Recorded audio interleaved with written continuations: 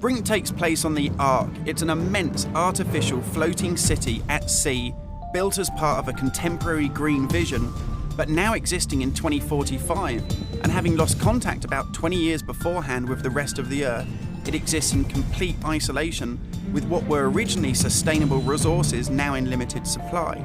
The result of this is that competing social factions have been thrown into an isolated and horrific conflict. We're heading to the Ark's airport.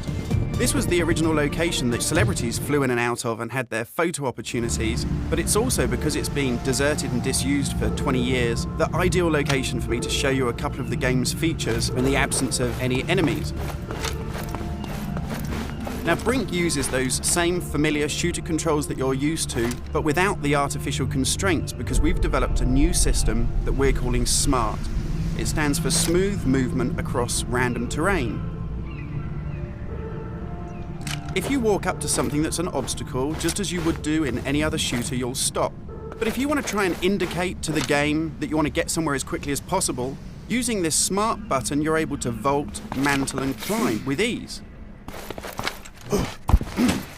And this is a cool system for helping you navigate through the game, but it's not an autopilot. You don't enter a canned animation that you can't get out of. It's great for advanced players too.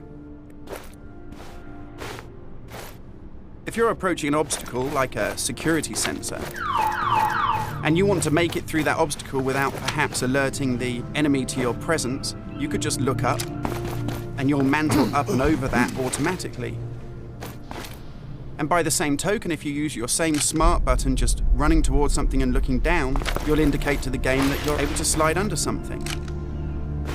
And this is really important because in Brink, we want you to be able to make tactical decisions about where you go and how you play.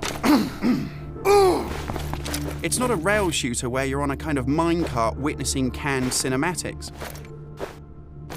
And that's important too, because in Brink, irrespective of whether you play offline or online, you can create a cool identity for yourself that really reflects how you want to play the game. So in Brink, you take on a combat role that suits your preferred playing style, whether you're on the front line attacking the enemy or perhaps at the rear doing support. You'll take part in military objectives as part of a coordinated squad. And when you complete these successfully, you'll earn experience points that allow you to unlock cool upgrades for your weapons, really cool abilities that suit the way that you want to play, and also cool outfits that reflect what a badass you are.